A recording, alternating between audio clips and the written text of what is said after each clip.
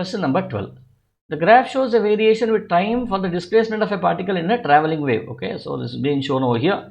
Displacement versus time. What is the frequency and amplitude of the oscillation of the particle?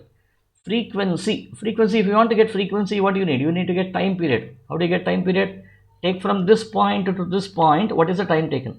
Time taken from here to here is 20 into 10 power minus 6 seconds as given here, right? So time period is equal to 20 into 10 power minus 6 seconds.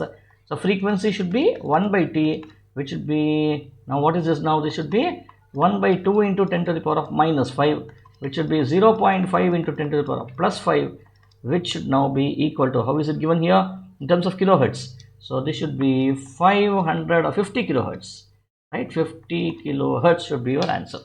The 50 kilohertz, so this is 50 kilohertz, this were incorrect. Then what is he asking? Amplitude. Amplitude will be from here to here. This is 10 power minus 6, this should be 2 into 10 power minus 6, right? So 2 into 10 power minus 6 is micro, 2 into 10 power minus 6 is over here. So therefore C is the right answer.